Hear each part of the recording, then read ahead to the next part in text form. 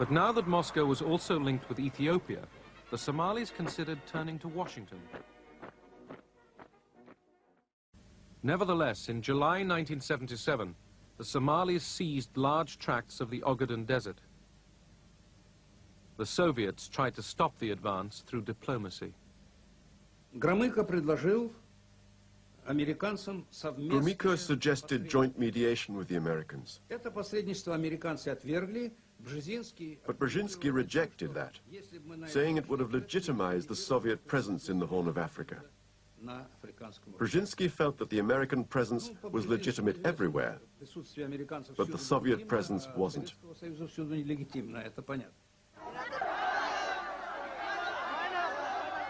Anti-Soviet demonstrations in Somalia greeted the government's decision to send the Russian advisors and their families back to Moscow.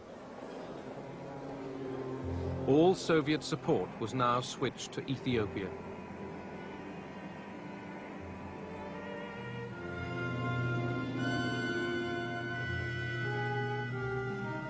The Soviet Union began shipping in weapons and 15,000 troops to fight in Ethiopia.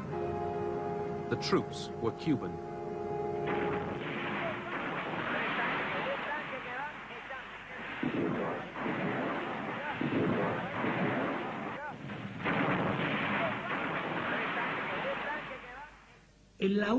It was the only operation we conducted in full agreement with the Soviets.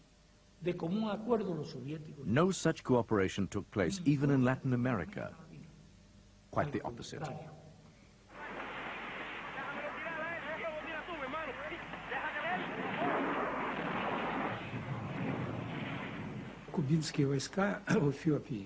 The Cuban troops in Ethiopia played a very important role. The Ethiopians couldn't have provided the military organization to destroy the Somali troops in such a short period of time, even with our help.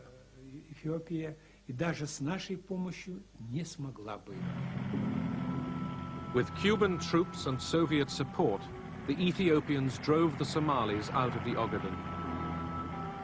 But Moscow wouldn't let the troops advance into Somalia. Among the Soviet military, we thought about occupying Somalia. But the Soviet government was right not to allow this, because it would have made our relations with countries like the United States of America, Great Britain and others more difficult.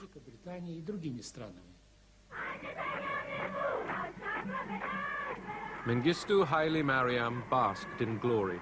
The Cubans and Soviets had saved his regime.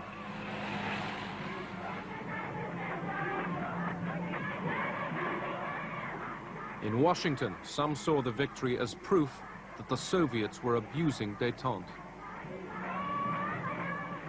The Horn of Africa was not important to America as of itself, but it was important as a measure and a test of how the Soviets were interpreting détente.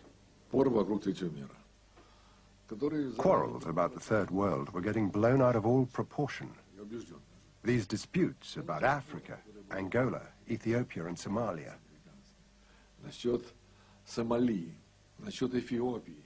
None of them were worth it. 20 years later, no one even remembers who was doing what.